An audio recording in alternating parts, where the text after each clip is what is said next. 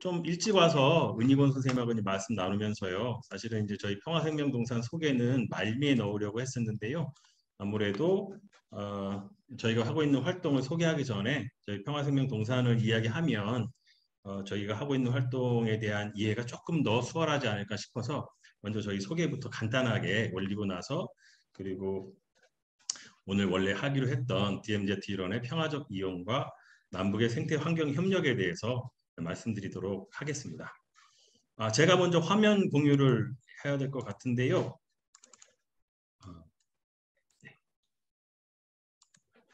화면 공유를 잠깐 하겠습니다. 잘 보이시나요? 네. 그럼 시작하겠습니다. 지금 보시는 곳이 저희 한국 DMZ 평화생명동산의 전경입니다. 2010년 지금으로부터 한 10년 전쯤에 찍은 사진이고요. 지금은 굉장히 깨끗한 잘 정돈된 그런 모습이기도 한데요. 어, 전체 이 면적은 한 3만 7천 평 정도 됩니다. 그런데 지금은 오랜 시간 10년이 지났는데요. 10년이면 강산이 변한다고 이런 말이 있는데 저희 평화생명동산도 이 10년이 지나면서 벌써 13년째 접어들고 있는데 많이 바뀌었습니다. 여기 지붕 위에도 잔디가 깔려 있는데 지금은 다양한 꽃들, 야생화들이 이제 피어 있고요. 저희가 심지 않았던 나무들 씨앗도 달라와서 소나무 숲도 이루고 자작나무 숲도 이루고 봄철에는 지금 여기 화살표 공간이 보이실지 모르는 이 공간에 할미꽃이 군락을 이루다가 여름이 되면 초롱꽃, 지금은 가을인데 보라색 솔채꽃이 많이 펴 있습니다. 처음에는 지금 보시는 모습처럼 예초기로 풀을 다 가지런하게 깎았어요. 깎다 보니까 한 해, 두 해 지나면서 이거는 일반 그 이쁘게 피는 야생화가 이쁘게 피는 꽃인데 이것까지 잘라야 할까? 저희가 또 심은 것도 있고요. 심은 게 퍼지기도 하고 그러면서 이건 아닌 것 같다 싶어가지고 이쁜 것들은 구별해서 자르지 않고 하다가 종국에는 예초기라는 이 기구를 이용해서 풀을 깎는데 결국에는 여기에도 휘발유가 들어가거든요. 그러면 휘발유, 화석연료를 넣어서 이산화탄소를 내뿜으면서까지 산소를 만들어내는 풀을 깎는 게 평화생명 교육을 하는 저희가 맞는 일일까 이런 생각이 들었고 그러면서 되도록이면 풀을 깎지 않습니다. 그리고 이제 여기 보시는 것처럼 이런 길만 사람이 다녀야 되고 돌아봐야 되기 때문에 풀을 깎고 나머지는 그대로 뒀더니 어, 계절별로 아주 아름다운 꽃들이 군락을 위해서 피고요. 저희가 심은 나무보다 심지 않고 외부에서 날라와서 씨앗이 날라와서 자란 나무들이 훨씬 건강하게 자라는 모습을 많이 볼 수가 있었어요.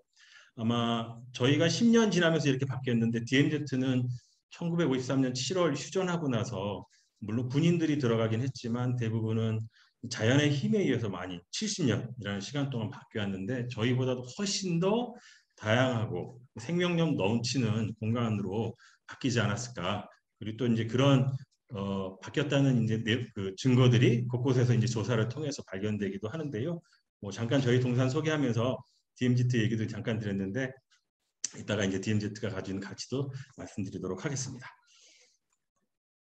저희 평화생명동산은 1998년도에 처음 이제 소개가 되고 의논이 되기 시작했습니다. 어떻게 하면 이제 처음에는 인제군에서 민간인 출입 통제구역 안에 인제군 주민들이 원하는 농경지 같은 논농사를 짓고 싶어 했는데요. 저희 이사장님하고 협의하는 과정에서 DMZ가 전쟁과 죽음, 대결의 공간이기 때문에 오히려 이런 공간은 평화와 생명을 얘기하는 공간으로 교육하는 공간으로 만드는 것이 훨씬 뜻깊겠다. 그렇게 이제 제안을 드렸고 그것에 대해서 인제군과 강원도에서 전격적으로 동의하셔서 함께 추진하게 됐고요. 2006년도에 현재 조금 전에 보여드렸던 그곳에 착공을 했고 2009년에 개관을 했습니다. 2009년에 개관한 이후에 지금 현재까지는 대략 1900회, 6만 1000명 정도의 교육이 진행됐고요. 그 외에도 주민들과 함께하는 생물권 보전 지역 교육이라든지 람사르 습지도시 교육, 또 인제군의 학생들을 대상으로 한 진로 교육 같은 것들이 진행되기도 했습니다. 설립 목적은 이렇습니다. DMZ 일원의 생태문화 역사를 잘 보존하면서 지역 주민의 삶의 질을 높이는 바람직한 발전의 모델, 전형을 창출하는 것이고요. DMZ의 가치를 우리나라뿐만 아니라 세계적으로 널리 알리는 것. 그리고 이 DMZ에서부터 인류와 지구의 공공성을 실현하는 곳으로 만드는 것인데요. 지역 주민과 함께 스스로 함께 끈질기게 추진하는 것이 저희의 설립 목적입니다. 기본 사업으로는 평화생명통일 건강교육운동입니다. DMZ가 가지고 있는 생태문화 역사적 가치를 바탕에 두고 평화생명 교육을 하고 있고요.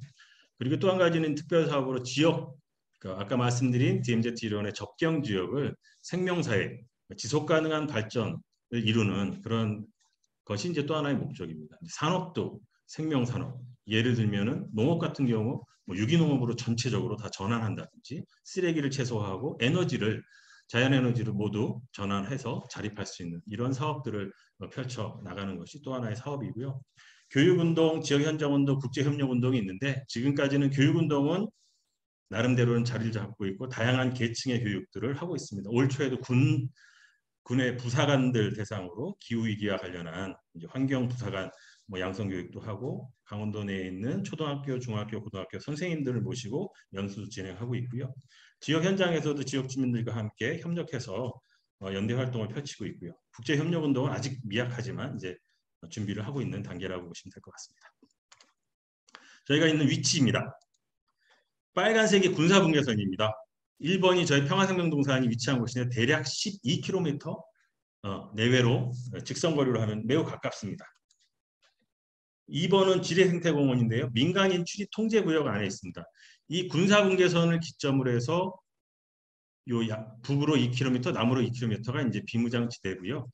요 안에가 또 이제 민간인 비무장지대 군사활동을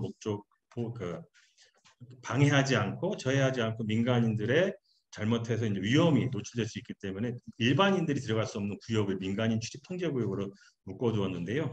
그 안에 지뢰생태공원 예전에 논으로 쓰던 곳이 습지로 바뀌었습니다. 인북천가에 있는데요. 습지로 바뀌었고 그곳을 지뢰를 제거하고 나무로 다리를 놔서 오랫동안 자연 스스로 바뀐 그 지역을 조사하고 연구하고 교육하는 공간으로 쓰려고 하고 있고요. 그리고 3번은 생명연구동산인데요. 한반도의 식물종을 최대한 확보해서 그 식물과 관련한 다양한 뭐 산업들을 활성화하고 또 보존 활동도 펼치기 위한 그런 공간입니다.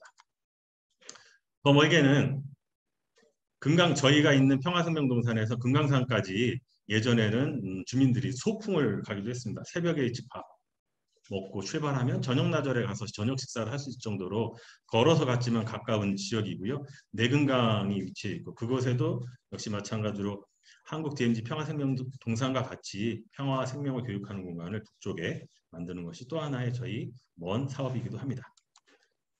네. 저희 이제 37,000평 부지의 모습이고요. 전시관도 있고 교육관도 있고 사무실, 식당 그리고 숙소들이 있습니다. 그 위에는 이제 그 저희가 먹는 먹거리를 생산하는 그 텃밭이라고 하기는 굉장히 크긴 한데요. 1년 농사지어서 가장 많이 저희가 사용하는 게 양파, 마늘 이런 건 늘 사용하는 식재료잖아요. 그런 정도는 저희가 자급을 하고 있습니다. 감자 같은 경우도 1년 먹을 정도는 생산을 하고 있고요. 그 외에도 다양한 그 과일이나 채소, 농작물들을 키우고 있습니다. 그리고 풀을 예초기로 돌려서 깎지 않듯이 전혀 그 화학 비료나 농약을 사용하지 않으면서 오랜 시간이 지나니까 여기 구렁이도 여기도 나타나고 네, 여기도 나타나고 네, 구렁이는 멸종위기 야생 생물 1급이거든요. 네, 구렁이도 나타나고 반딧불이도 나타나기 시작합니다. 지금 시기가 반딧불이가 이제 비가 안 오면 지금 많이 날아다닐 그런 시기이기도 하고요. 태양광이 257kW고 숙소에서 교육생들이 사용하는 따뜻한 물은 태양열 온수로 만들어지고요. 풍력 발전기도 있고 자연체감도 적극적으로 활용했고요. 그리고 이제 지붕은 잔디로 깔았고 한쪽 벽면은 흙으로 틀을 만들어서 다져 올렸습니다. 최대한 생명이 이롭고 자연 친화적으로 만들려고 노력을 했습니다. 생명의 열쇠로 평화의 문을 연다라고 여기 써 있는데요. 저희 평화생명동산이 추구하는 어떤 큰 구호이자 목적이기도 합니다. 달리 읽어보면 이렇습니다. 생명의 열쇠로만 평화의 문을 열 수 있다. 또는 생명의 열쇠로 평화의 문을 열어야 한다. 당위적이기도 하고 그것만이 가능하기도 하고 그런 표현으로 이해하시면 될 것 같습니다. 지금까지 개관 이후에 아까 말씀드린 것처럼 이런 정도의 교육이 진행됐고요. 뭐 주로 이제 초중고 학생도 많이 오고 군인 교육도 지역 주민 교육도 많이 하고 있고 외국인도 90여 개국에서 다녀가기도 했습니다. 네, 오늘 본격적으로 말씀드릴 내용인데요.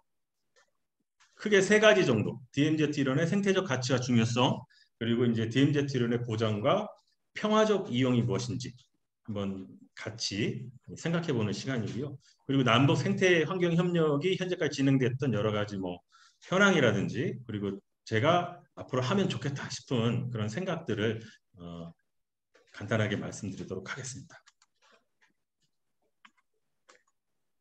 네. DMZ는 6.25 전쟁의 상처와 아픔의 상징 같은 곳입니다. 전쟁 당시에 남한의 인구가 2천만 조금 넘었습니다. 북쪽의 인구가 1,000만이 조금 안 됐고요. 도합 3천만인데 죽거나 다치거나 사라진 사람이 480만 명에서 600만 명 정도로 추정되고 있습니다. 그렇게 보면 대략 3천만에서 뭐 500만 또는 600만이기 때문에 6명 또는 5명 중에 1명이 인명피해를 본 셈입니다. 그러니까 그 당시에 가족 중에 1명은 다친 셈인 거죠.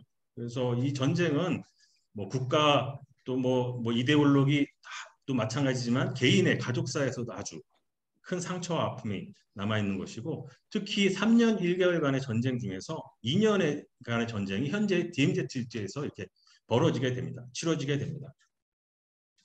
전쟁하고 1년 있다가 51년 7월 달에 휴전 협정이 이제 휴전 회의가 시작이 됩니다. 그리고 나서 현재 DMZ 일대에서 대부분의 전투가 치러지게 되고 영화 고지전도 아마 보셨을 텐데 고지를 빼앗기 위해서 서로 공격과 후퇴, 방어를 이제 치열하게 이루어졌던 그런 곳이기도 합니다. DMZ는 말 그대로 비무장지대입니다. 6.25 전쟁이 휴전하면서 만들어졌고요. 휴전선이 그러니까 군사분계선, 휴전선이 만들어지고 그 휴전선을 기점으로 남북으로 각각 2km씩 후퇴해서 폭 4km로 임진강 하구에서 강원도 고속 명호리까지 248km로 펼쳐진 곳이 비무장지대입니다. 당시 휴전을 할 때 이제 휴전협정에 사인한 사람이 이제 그 당사자가 유엔군 사령관 마크 클락, 김일성 조선인민군 최고사령관, 그다음에 팽덕회 중국 인민지원군 사령관입니다. 3명이고 당시에 이승만 대통령은 휴전을 반대했기 때문에 협정에 참여하지 않았습니다. 그래서 이제 세 당사자 남한은 빠져 있고 세 당사자만 협정에 참여하고 있습니다. 그래서 여기 보시면 유엔기하고 이제 우리나라 깃발이 우리나라 이제 태극기가 이제 펄럭이고 있는데요. 비무장지대를 들어갈 때는 여전히 지금도 우리나라는 관할권이 없습니다. 휴전협정에 참여하지도 않았고 그래서 유엔사의 허가를 받아야만 들어갈 수 있습니다. 비무장지대이긴 한데 그동안의 군사적 충돌이 많이 일어났던 곳이고요. 철책도 3중으로 되어 있고 남쪽 철책만 3중입니다. 굉장히 많은 지뢰가 묻혀 있고 땅굴들이 있고 강력한 무기가 아주 많은 청년들이 모여있는 군사적 긴장 지역입니다. 비무장이 아니라 중무장 지역인 셈입니다. 그리고 군사분계선 쪽으로 북방한계선 북쪽이 먼저 내려왔고 남쪽도 남방한계선을 북쪽으로 옮기면서 폭이 4km가 유지되는 곳은 거의 없습니다. 양구의 가칠봉 같은 경우는 남과 북의 비무장지대 내에 있는 초소 간의 거리가 1km도 채 되지 않습니다. 이 군사분계선의 모습입니다. 여기 편말 보이시죠? 저희가 전방에 가면은 군사분계선이 철책으로 되어 있다고 그래서 제가 가끔 물어봐요. 휴전선 보셨냐고. 봤다고 그러는데요. 안 보입니다. 가서 보면 휴전선이 전혀 보이지 않고 지금 보이는 이 편말도 판문점 정도만 보실 수 있습니다. 이런 편말이 임진강 하구에서 강원도 고속 명호리까지 1292개가 200~300m 간격으로 쭉 늘어서 있습니다. 과거에는 남과 북이 반씩 나눠서 서로 이제 수리하고 관리를 했는데 1970년대 이후부터는 남과 북의 사이가 안 좋아지면서 관리를 하지 않고 그러면서 주변에 풀도 많이 자라고 쇠로 된 이 표시판이 부식되기도 하고 그래서 지금은 저희 이제 전망대들이 굉장히 많은데 육안으로는 그런 전망대에서 확인하기가 어렵습니다. 보시는 이 까만색 선이 휴전선이고요. 이 초록색이 DMZ입니다. 비무장지대이고요. 밑에 코발트색 같이 되어 있는 곳이 민간인 출입 통제 구역입니다. 민통선 지역이라고 하는데요. 보시면은 서쪽은 좁고 동쪽은 넓습니다. 우리나라의 대표적인 지형적 특징이 동고 서저인데 서쪽은 평야지대이다 보니까 휴전하고 어느 시간이 지나면서부터는 농업이 활발해지고 민통지역이라 하더라도 농민들이 이제 출입하면서 농사를 짓기 시작하면서부터는 출입을 간소화하기도 하고 불편함이 계속 이제 쌓이다 보면 이제 민통선을 계속 북상하게 됩니다. 그래서 이제 이 민통선이 실제로는 동쪽은 10km가 유지되고 있는데 서쪽은 3km, 5km 그런 정도밖에 유지되지 않는 곳이 많이 있습니다. 네, 이 철책의 모습이고요. 동쪽의 철책의 모습입니다. 이중이고요. 이 안에 더 한 겹의 철책이 더 있습니다. 이건 서쪽의 모습입니다. 평야지대이기 때문에 탱크가 지나가지 못하게끔 이런 콘크리트 방어벽이 만들어져 있습니다. 대략 5에서 10m 정도의 콘크리트 방어벽이 있고 그 위에 이런 철책들이 만들어져 있습니다. 비무장지대 내부에서 바깥쪽으로 찍은 모습입니다. 말씀드린 것처럼 DMZ-1호는 동고서저의 한반도의 지형적 특징을 잘 가지고 있습니다. 그러면서 동시에 해안, 산악, 평야의 초지와 내륙 습지, 하천, 한강하고 이런 다양한 생태계가 공존하고 있고요. 동부 해안 쪽, 중동부 산악 지역, 중서부 내륙 지역, 한강하고와 서부 해안 지역 크게 4가지 생태계로 구분을 하고 있습니다. 동부 해안은 이런 감호라든지 화진포, 영랑호, 청초호처럼 석호와 자연 해안선이 잘 남아 있습니다. 우리나라는 삼면이 바다에 있고 해안선이 많은데 자연 해안선이 현재 거의 남아있지 않습니다. 대부분은 매립되고 간척되고 그리고 항만 개발로 인해서 자연 해안선이 많이 사라져 있습니다. 중동부 산악지역은 철원의 접근산에서 고성의 건봉선까지 1000m 이상의 산악지역으로 반달가슴곰이나 사냥노루 등의 멸종위기에 처한 거대한 포유동물들이 많이 서식하고 있고요. 그리고 식물들이 굉장히 풍부합니다.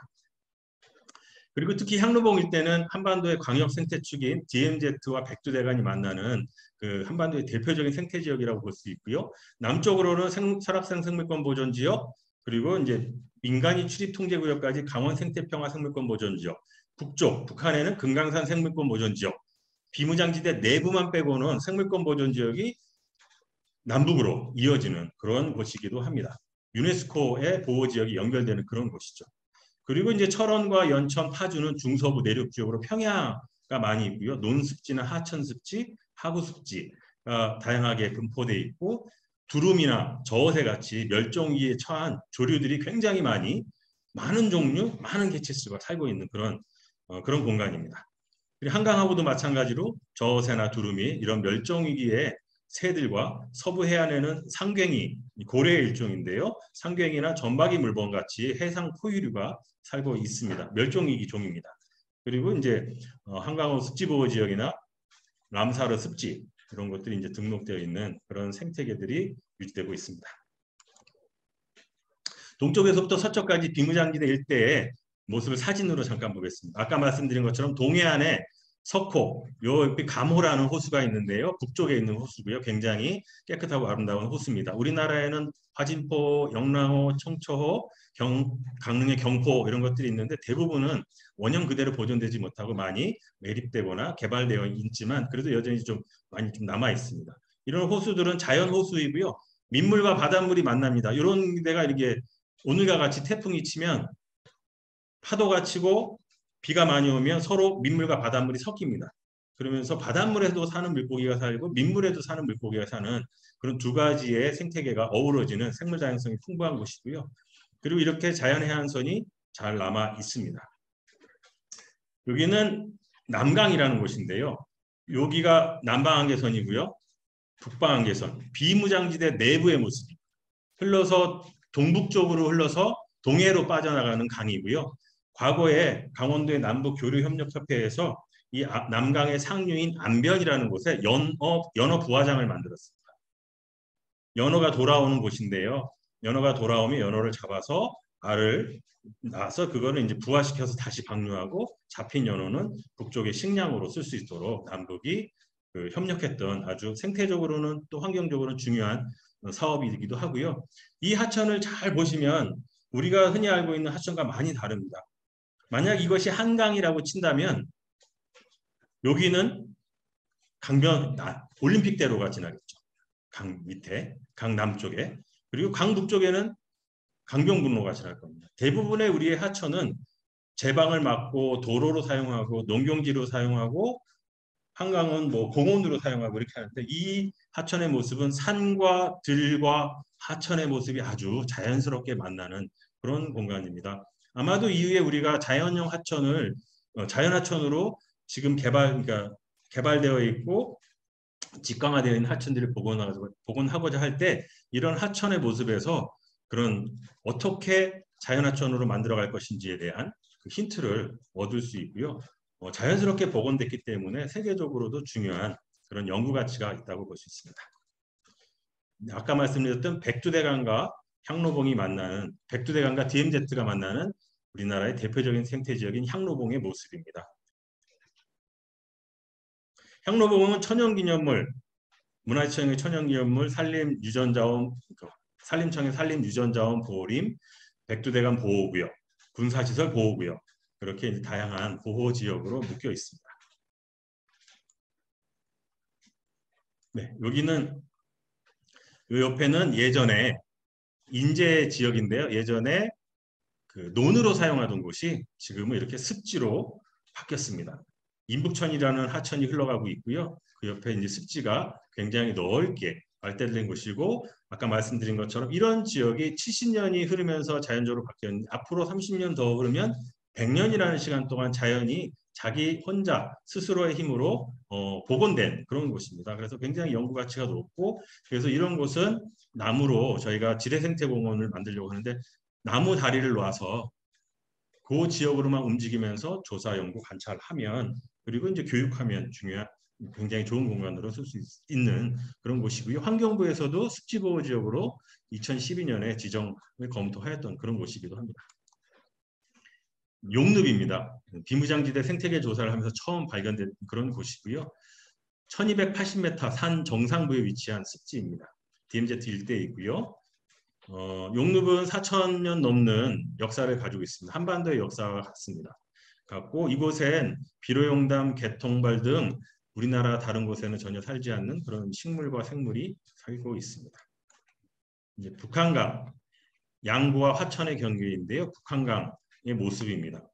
여기도 마찬가지로 하천변에 버드나무 군락지라든지 굉장히 좋은 습지가 오랜 세월 동안 발달해 있는 그런 곳이기도 합니다. 분단의 산물인 금강산댐과 평화의 댐이 이제 지나는 그런 강이기도 합니다. 여기는 철원평야의 모습입니다. 우리나라의 보호지역은 대부분 산으로 되어 있습니다. 국립공원을 보면 북한산 국립공원, 지리산 국립공원, 설악산, 오대산, 덕유산 이렇게 대부분 산이 되어 있고 그 주변은 도시가 감싸고 있습니다. 그래서 국립공원이라고는 하지만 섬처럼 도시 한가운데 이렇게 갇혀 있는 꼴이 되고는 하는데요. 이 DMZ 일대는 이런 평야에 그 산이 아니고 평야의 숲이 잘 남아 있습니다. 특히 우리나라에서 평야의 숲이 남아 있는 곳은 많이 찾아보기 어렵습니다. 서울만 하더라도 뭐 대부분 평야가 있으면 논으로 쓰든지 저희가 뭐 공장을 만들든지 주택을 만들든지 이렇게 쓰는데 DMZ 내부에 평야가 남아 있는 이런 숲은 굉장히 좀 특이하고 중요한 곳이기도 합니다. 특히 잘 보시면 70년 동안 변했는데요. 이런 부분들은 아직도 여전히 초지입니다. 왜냐하면 비무장지대 내부이다 보니까 불이 자주 났어요. 불을 놓기도 했고요. 과거에. 경계하고 서로 감시하고 경계하기 때문에 북쪽에서 누가 넘어오면 잘 봐야 되는데 다 숲이면 안 되기 때문에 자꾸 불을 놓다 보니까 큰 나무는 잘 살아났지만 작은 나무들은 죽어서 군데군데는 숲이 이루어졌지만 대부분 이렇게 초지 이런 모습들이 있습니다. 대부분의 우리나라가 산 중심으로 보호지역인데 이런 평야 중심의 숲을 잘 보존하는 것도 매우 중요할 것 같습니다. 네, 여기는 연천의 연천 평야라는 곳인데요. 비무장지대 내부의 모습입니다. 삼이천이라는 하천인데 굉장히 꾸불꾸불하면서 자연하천의 모습을 잘 가지고 있습니다. 여기 보시면 보이실지 모르겠는데요. 두루미입니다. 두루미의 모습이고요. 요 밑에 보시면 요거는 제두루미의 모습입니다. 두루미와 제두루미가 하천에서 자연스럽게 살아가는 그런 잘 복원된 그런 하천의 모습이고 또 주변의 습지의 모습이기도 합니다. 네, 여기는 이제 도라산 전망대, 파주의 도라산 전망대에서 찍은 모습인데요. 옛날 이 뚝이 농사짓던 그 논뚝이 모습이 그대로 남아 있습니다.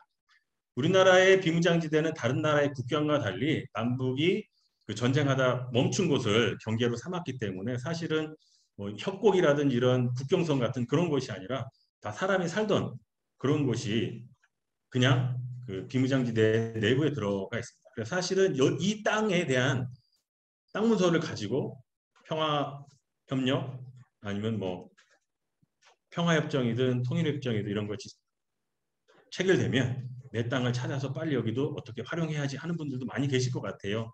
그래서 사실은 DMZ 이론의 이러한 잘 보존된 생태계 또 앞으로 잘 복원하고 유지해야 될 생태계들인데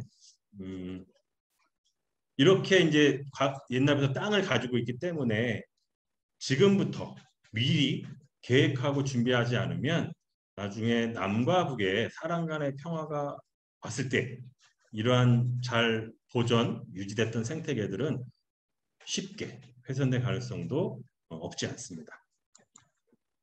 여기는 한강하구와 임진강하구가 만나서 서해로 빠져나가는 한강하구의 모습입니다. 과거에 이제 환경부 습지보호지역으로 지정한 그런 곳이기도 하고요. 네.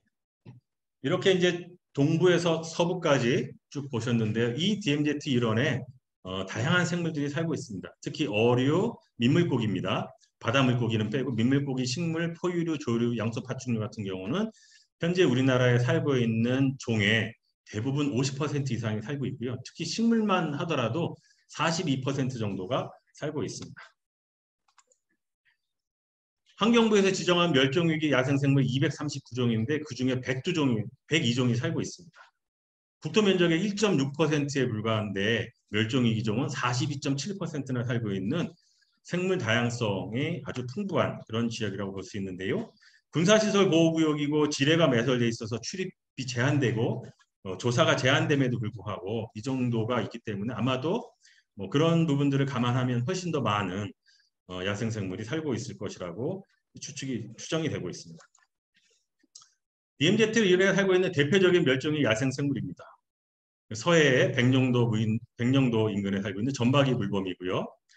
그리고 저어새, 아마 DMZ 서부 해안의 무인도서에서 번식을 하고 있고요. 그리고 남과 북의 갯벌을 오가면서 살고 있습니다. 그리고 두루미는 전 세계에 15종류가 있는데 철원평야와 파주 연천 철원의 DMZ 일원에 7종류가 15종류 중에서 7종류의 두루미가 오고 있습니다. 이건 사양노루고요. 이 4가지 종류는 아마 DMZ가 없었으면 우리나라 또는 세계적으로 멸종할 수도 있는 그런 종이라고 보시면 될 것 같습니다. 특히 두루미 같은 경우는 전 세계에 야생에 생존하고 있는 종 중에 마리수 중에서 거의 90%에 달하는 개체수가 DMZ 일대에서 겨울을 나고 있습니다. 저어새도 5,000마리 정도가 있는데 우리나라의 비무장지대 무인도서에서 번식을 하고 있습니다. 번식하고 9월이 되면 베트남, 홍콩, 필리핀, 뭐 제주도 이런 곳으로 따뜻한 곳으로 월동을 하러 내려갑니다. 다시 한번 말씀드리면 DMZ 이런 생태계 가치는 이런 다양한 생태계를 가지고 있고 적은 면적에 비해서 다양한 멸종위기 야생생물이 매우 풍부한 그런 곳이고요. 특히 이제 한반도 식물의 42%가 살고 있는데요.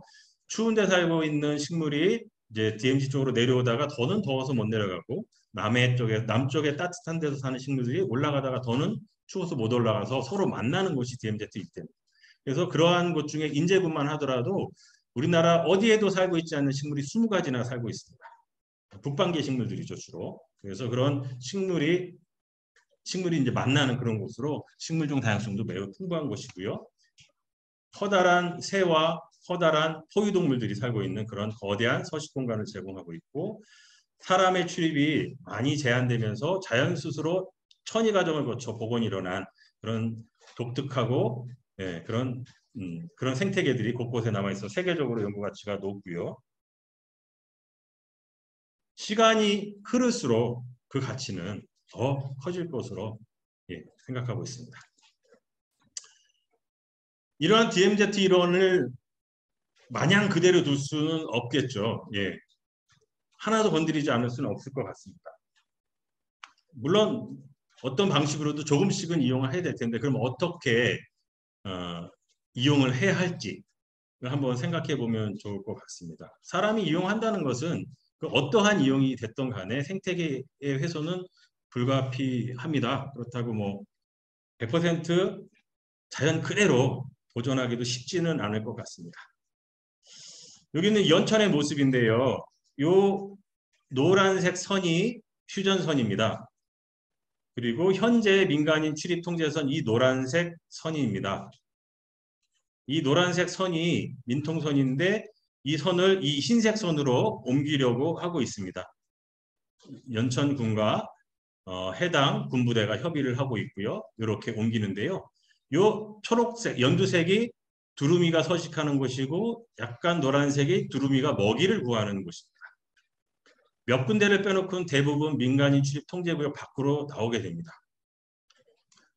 민간인 출입 통제선을 북상하는 것은 좋고 그러고 그 토지를 이용하는 것은 좋지만 말씀드린 것처럼 전 세계에 얼마 남지 않은 두루미가 살고 있는 곳에 대한 보호 대책 없이 북상하는 것은 좀 생각을 해봐야 될 지점이 아닐까. 철원의 모습입니다. 여기도 민통선이 이런 정도로 지나가고 있었는데요. 두루미들은 민통선을 사람보다 잘 압니다. 예전에 민통선이 이렇게 했을 때는 여기에도 두루미가 살았는데요. 민간인 출입 통제선이 이렇게 바뀌었어요. 그러다 보니까 이 밑으로는 다시 내려오지 않습니다. 잘 내려오지 않습니다. 왜냐하면 사람들이 너무 자주 왔다 갔다 하기 때문에. 그러니까 두루미의 서식지가 이만큼이 줄어든 셈입니다. 그래서 우리가 이용하는 것도 좋은데 이렇게 두루미들이나 이런 그동안 군사시설 보호구에 묶여서 다양한 생명들이 살고 있는 이런 곳을 사람들의 이용에 의해서만 이용할 경우에 그 보호 대책도 함께 마련해 주는 것이 좀 필요할 것 같습니다. 도로입니다. 도로. 과거 남북이 연결됐던 도로가 대략 13개 정도 됩니다. 이렇게 48번, 1번, 3번, 5번, 43번 뭐 이런 남북을 연결하는 도로가 굉장히 많이 있었고요. 철도도 많이 있습니다. 경의선, 금강산선, 경원선, 그리고 동해선, 동해북부선 이런 철도들도 있습니다. 그럼 이런 철도들을 다 연결하게 되면 248km DMZ의 연결축은 자연스럽게 다 끊어지게 됩니다. 그래서 그러면 연결을 안 할 것이냐? 그럼 어떻게 할 것이냐? 최소화하는 것이 1차일 것 같습니다. 도로의 연결을 최소화하고 서로 잘 협의해서 꼭 필요한 도로만 만들고 그리고 그 도로조차도 80km의 설계 속도를 만들어서 빨리빨리 다니는 게 능사가 아니라 지금 현재도 민통선 안에 도로들이 굉장히 많이 연결되어 있는데 그 도로 노선을 최대한 유지하고 그리고 친환경적인 설계 기법을 이용해서 생태계 훼손을 최소화하는 것이 그리고 때에 따라서는 지하 터널을 하는 것이 방법이지 않을까 생각하고 있습니다. 지뢰 제거가 평화의 지름길이라고 생각하지만 완전한 생태계 파괴로 이어질 수도 있다. 조도순 선생님은 지금 현재 국립생태원의 원장님으로 계십니다. DMZ 때는 지뢰가 굉장히 많이 묻혀 있는데요. 지뢰를 탐지기로 해서 캡니다. 그렇다고 해서 사람들이 안심하고 들어갈 수 없습니다. 그래서 어떻게 하냐면 그 땅을 1m씩 다 갈아엎습니다.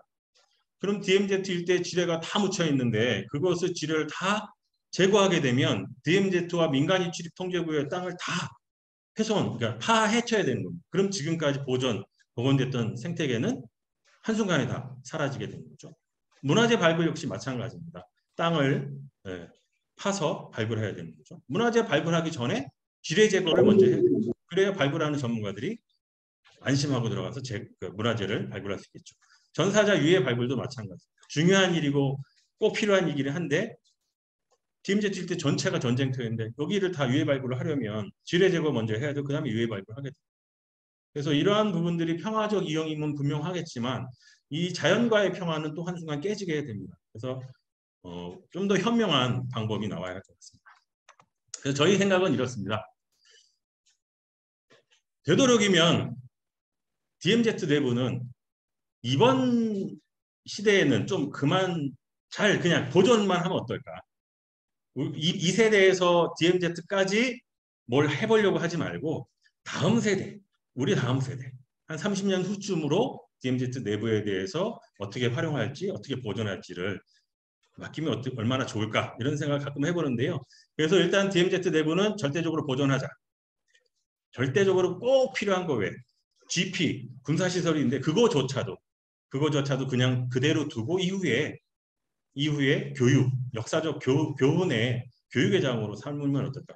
독일의 동서독이 통일되면서 베를린 장벽을 모두 훼손했다고 하더라고요. 그리고 또 거기에 땅을 팔기도 했고 통일 비용을 마련하기 위해서 국유지를 팔기도 하고 그런 과정이 있었는데 지금은 많이 후회하고 있고 그 당시 있던 군사시설 다시 복원하기도 한다고 합니다. 그것을 보면서 역사의 교훈을 삼아야 되는데 이미 너무 빨리 이걸 처리하다 보니까 다 팔기도 하고 훼손해 버린 거죠.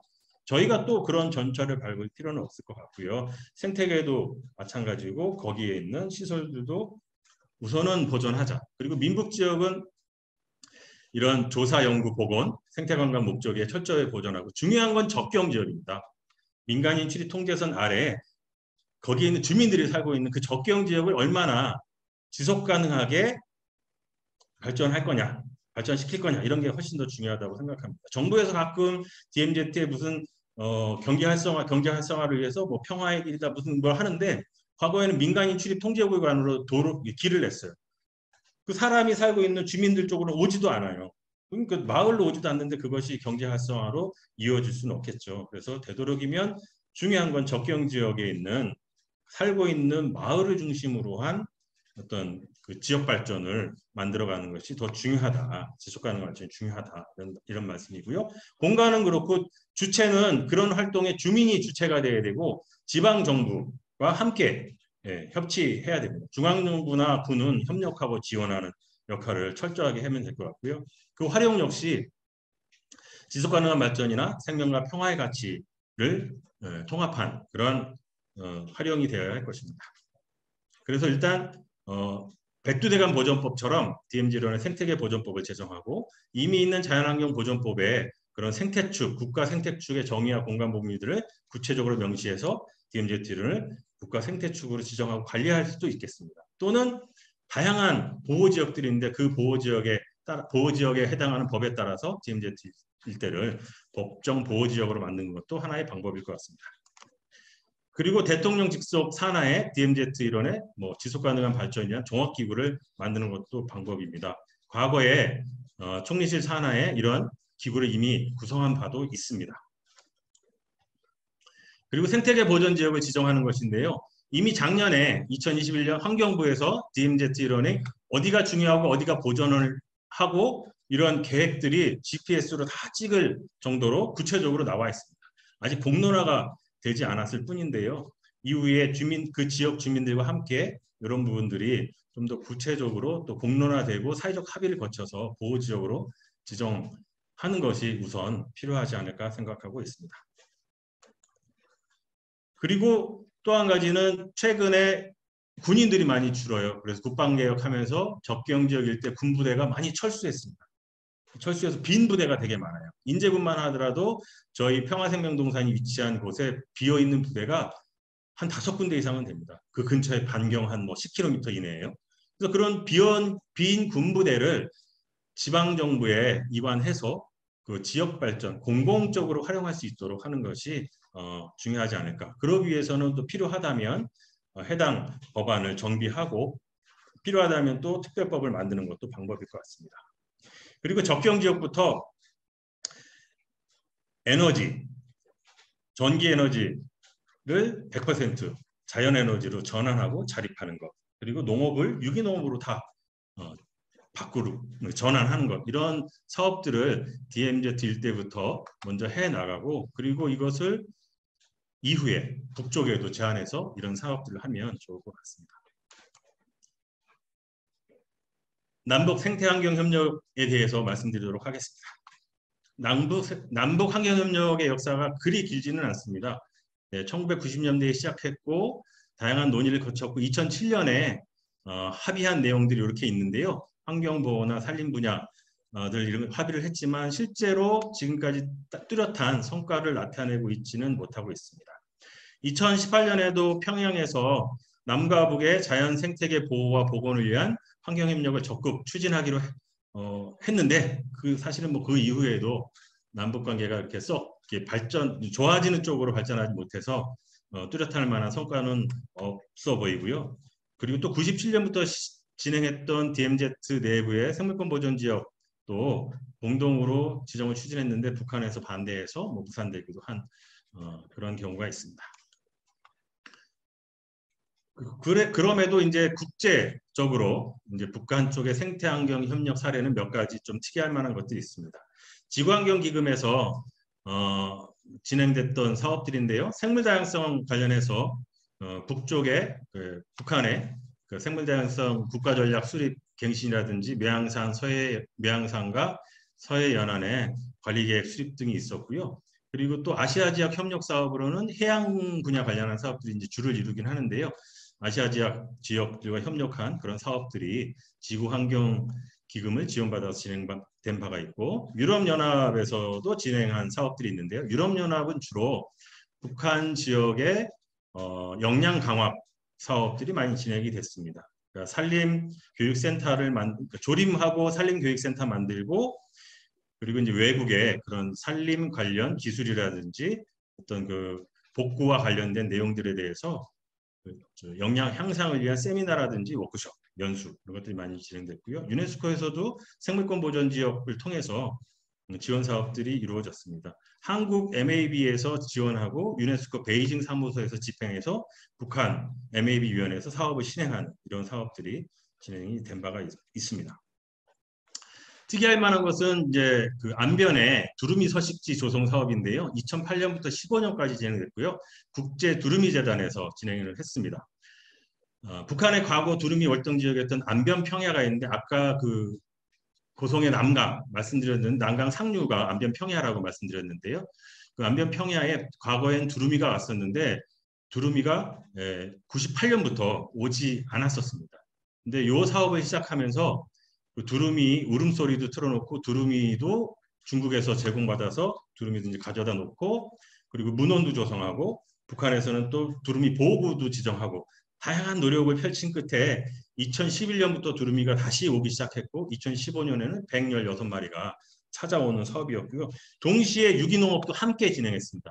그 두루미가 와서 이제 그 곡식을 주로 이제 논에 있는 낙곡들을 먹게 되는데 그 지역을 유기농업으로 함께 했던 사업이고 북쪽에서는 이 두루미 관련한 사업을 굉장히 이제 좋은 성과로 삼고 있습니다. 북한의 핵실험으로 이제 사업이 중단되긴 했는데 이후에 이 안변 두루미 복원 사업은 재추진하면 좋을 것 같고 특히 두루미가 월동했던 다른 북쪽의 지역들 강령이나 문덕, 금야 등에서도 이와 같은 사업들을 함께 하면 좋지 않을까 생각이 듭니다. 그리고 습지 관련한 사업입니다. 북한의 습지 관련한 사업이 이제 강화되고 있는데요. 2017년에 IUCN 정부기구 파트너로도 가입했고 2018년에는 동아시아 대양주 철새 이동 경로 파트너십으로도 회원 가입했습니다. 2018년에 람사 협약의 170번째 협약국으로 또 북쪽이 가입을 했습니다. 그러면서 동시에 외국의 전문가들과 함께 서해 연안의 노랑부리 저새나 두루미 그리고 서해안 갯벌 조사들을 함께 진행을 한 바 있고요. 또 평양에서 세미나도 여러 차례 가졌습니다. 특이할 만한 것은 2016년 이후 대부분의 사업들이 대북제재로 국제관계가 악화되어서 중단되었는데도 불구하고 이 사업은 계속 진행되고 있다는 점입니다. 그 외에도 이제 농업과 관련한 사업이 과거에는 단순한 식량 구호성에서 이제는 생산성 증대를 위한 북한 자체에서 이제 생산을 증대하기 위한 그런 사업들이 이제 펼쳐지고 있고요. 그런 것 중에 한 가지가 이제 스위스 개발협력청에서 2000년대 초반부터 그런 이제 북한의 경사지들 관리하고 또 유기농업이라든지 임농복합 경영 확산을 위한 그런 사업들이 꾸준하게 진행된 바가 있습니다. 남북의 생태 협력의 기본 방향을 좀 여러 전문가들의 얘기를 통해서 한번 엿보고자 하는데요. 이제 KEI의 추장민 박사는 북한의 환경 문제를 해결하고 북한의 환경 문제뿐만 아니라 한반도 전체의 지속 가능한 발전을 위해서는 한반도 전체의 녹색 전환이 필요하다. 탈개발 녹색 국가로 전환하는 것이 필요하다. 이런 말씀을 했고요. 또 남북 환경협력법을 제정해서 제도적 기반을 조성해야 한다. 우리뿐만 아니라 국제사회의 대북 경협 사업이 환경에 미치는 개발 압력, 북쪽의 개발 압력을 최소화해야 될 것 같고요. 임마누엘 페스트라이시라는 분은 국제자문위원회를 구성해야 된다.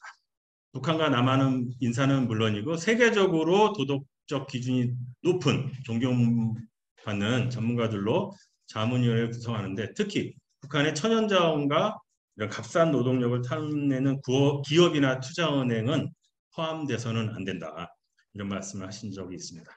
그리고 남북 생태 협력의 기본 방향은 한반도 전체의 생태 공동체를 보존하고 복원하는 그런 바탕 위에서 추진돼야 한다. 그래서 뭐 기후위기라든지 백두대간, 이런 한반도의 전체 생태축이라든지 생물다양성 이런 것들을 다뤄줄 수 있는 위원회를 구성하는 것이 필요하겠다.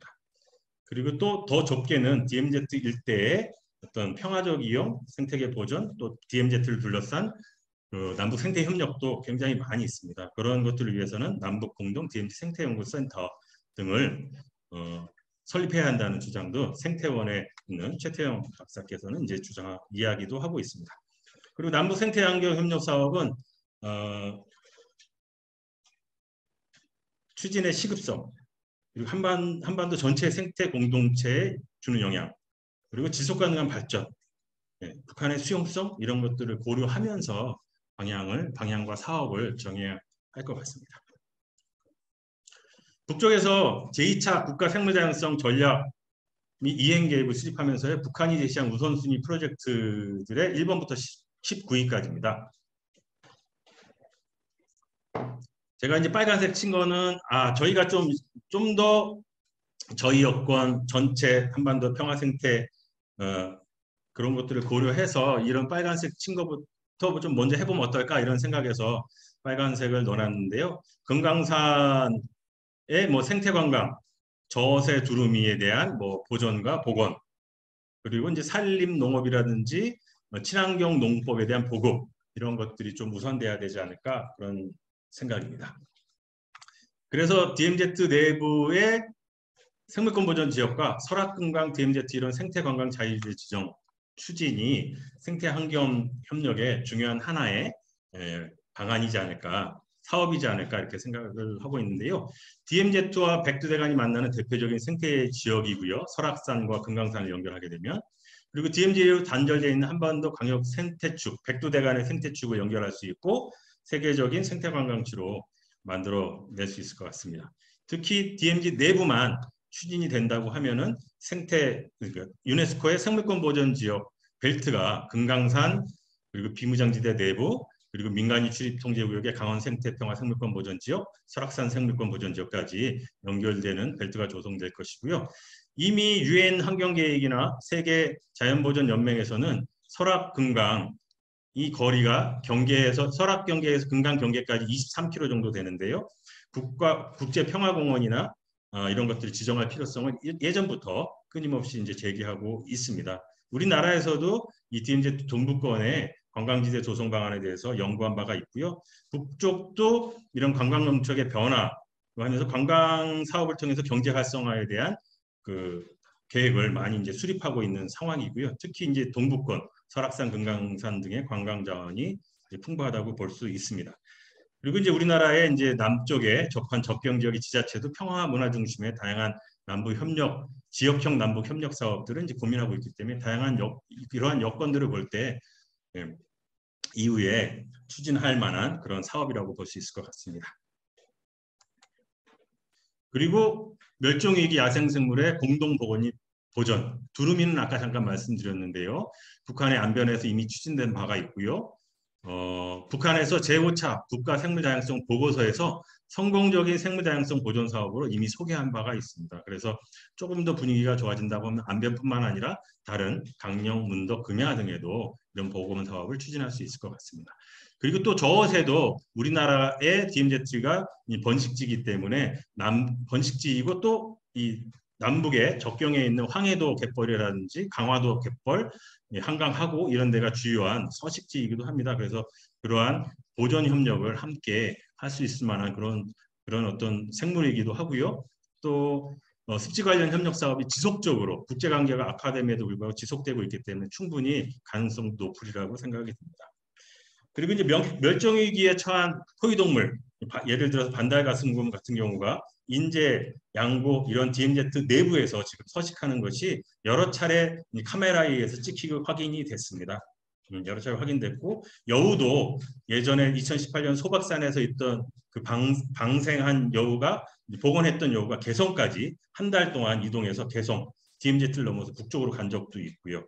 과거에 백두대간은 호랑이, 표범 그런 멸종위기에 처한 동물들이 이동을 했던 그런 공간이기도 합니다. 그래서 DMZ 일대의 남북의 생태축을 이런 멸종위기종 포유동물을 보존하면서 연결할 수 있지 않을까. 자연스럽게 이동 통로를 확보하고 가능하다면 그쪽에 철책도 끊어내고 요즘에는 뭐 과학이 굉장히 발달했기 때문에 철책이 없다고 해서 남북이 오가는 걸 못 볼 그런 이유는 그런 뭐 상황은 아닌 것 같습니다. 그래서 철책을 열면 저 북쪽에서 살고 있던 호랑이가 이 남쪽까지 넘어올 수 있지 않을까. 그리고 DMZ 내부에 살고 있는 곰이 내려올 수도 있고 또 남쪽의 지리산에서 복원했던 곰이 DMZ 내부로 들어갈 수도 있습니다. 그래서 그런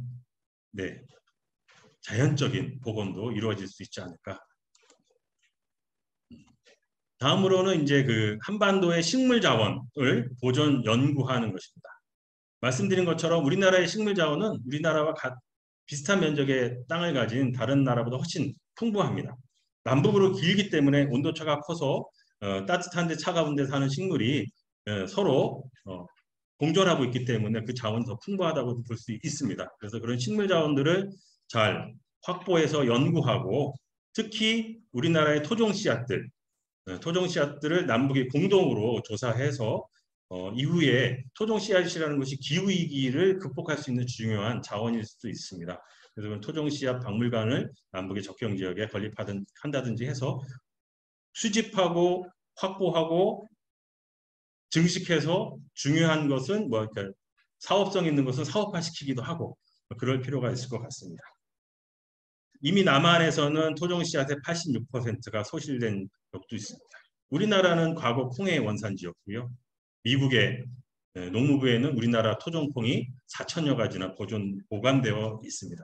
털개의 나무는 미스키멜락으로, 구상나무는 크리스마스 트리로, 원치리는 하루백합으로 외국으로 나갔다가 그것이 다시 우리나라 전 세계로 팔리고 있고요. 이후에 이런 종자와 관련한 산업들은 매우 중요할 것 같습니다. 그리고는 이제 가장 북쪽에서 중요한 거는 먹을거리인 것 같습니다. 현재 북한의 인구의 42%가 영양 부족 상태고요. 식량 부족에 직면해 있습니다. 그럼 우리나라는 어떠냐? 우리나라는 수입이 잘 돼서 식량이 부족하진 않지만 곡물 자급률은 매우 낮습니다. 20.2% 정도밖에 되지 않습니다. 1970년대에 비해서 4분의 1 수준으로 하락했고요. 우리나라, 북한 모두 이 식량 자급률, 곡물 자급률이 훨씬 더 올라가야 할 것 같습니다. 쿠바는 비슷한 시기에 북한과 마찬가지로 북한은 다른 길을 걸었지만 쿠바는 지속 가능한 유기농으로 전환해서 이제 식량 자급을 달성했고요. 현대화된 농업국가로 전환이 이제 성공적인 사례로 평가되고 있습니다. 우리도 북한도 석유 에너지를 투입하는 농업이 아니라 햇빛 에너지를 사용하는 생명농업, 유기농업으로의 전환이 가장 중요할 것 같습니다. 요즘 비료값이 굉장히 많이 올랐다고 합니다. 이유는 천연가스가 원활하게 공급이 되지 않으니까 천연가스에서 암모니아를 추출해서 그걸 비료를 만들어야 되는데 천연가스 값이 올라가니까 자연스럽게 비료값도 올라갑니다. 지금의 우리의 농법은 석유 농법이라고 해도 과언은 아닙니다. 그래서 이러한 농법을 유기 농법으로 바꿔내는 것이 남북 모두에게 중요하지 않을까 생각하고 있습니다. 그리고 에너지를 남북 접경의 에너지를 햇빛, 바람, 물 등의 자연 에너지로 자립을 선언하고 특히 이제 소규모 재생 에너지 협력을 활성화해야 될 것 같습니다. 원자력 발전소나 석탄 화력 발전소 이런 화력 발전소들은 대규모의 공급망과 대규모의 시설들이 필요한 사업입니다. 그렇지만 북쪽의 농촌 그리고 또 이런 것들은 그런 대규모 사업보다도 소규모 태양광만으로도 해결할 수 있는 것이 굉장히 많이 있습니다. 그래서 우선은 소규모 재생에너지 협력 사업을 이제 활성화하는 것이 훨씬 더 현실적이기도 하고 좀 더 빠른 시일 안에 많은 도움을 줄 수 있을 것 같습니다. 재생에너지는 우리나라도 예외는 아닙니다. 우리나라는 OECD 국가 중에서 재생에너지 비율이 가장 낮습니다. 최저 OECD 2018년 기준으로 재생에너지 사용률이 1.9%밖에 되지 않습니다. 반면 이산화탄소 배출 증가율은 1위이고 배출량은 현재 세계 7위입니다. 우리나라 사람처럼 살려면 지구가 3.5개 필요하다고 하고 있습니다. 그래서 이런 북한의 문제만이 아니라 남쪽도 마찬가지로 이 에너지를 자립하고 전환하는 것이 매우 중요한 과제 중에 하나로 볼 수 있습니다. 그래서 이런 남북 협력 사업과 대북 지원 사업의 기저와 원칙으로 일단 기저와 원칙을 좀 잡아야 될 것 같은데요. 환경 협력뿐만 아니라 남북 협력이 이루어진 모든 사업에 있어서 생태 환경뿐만 아니라 모든 사업에 있어서 유엔의 지속 가능 발전 목표에 기여할 수 있어야 되고 환경적으로 지속 가능한 발전을 증진하는 방향으로 남북 협력 사업은 수행돼야 된다. 그리고 환경과 관련된 법, 제도, 정책 계획을 준수하고 적용해야 되고 그리고 남북의 대표적인 생태축, 백두대간이나 DMZ 동서 생태축, 갯벌이나 하천 이런 연결성을 제외하지 않아야 되고 생물 다양성 그리고 문화, 지질 다양성이 풍부한 지역의 보존 가치를 훼손하지 않아야 할 것 같습니다. 하늘이 죽고 바다와 하천이 죽고 땅이 죽으면 우리는 물론이고 인류 전체의 위기가 도래할 것입니다. 한반도의 생태계를 복원하는 것이 우리 사업의 기조가 돼야 되고요. 북한의 싼 임금과 토지 자원, 노동력, 지하 자원을 집중 개발하는 것이 당장의 경제 발전에, 경제 성장에 득이 될 수 있겠지만 긴 미래로 오면 독이 될 수 있습니다. 100년 대계를 위해서 근본적으로 재검토돼야 될 것 같고요. 한반도 생태 공동체를 제대로 복원하는 것이 최우선이고 그것에 최선을 다해야 되고요. 이것이 우리가 이후에 협력 사업뿐만 아니라 남북이 평화협정을 체결하고 통일협정을 체결하고 새로운 사회로 나가는 토대가 돼야 될 것 같습니다. 네, 이상으로 이야기를 마치도록 하겠습니다. 고맙습니다.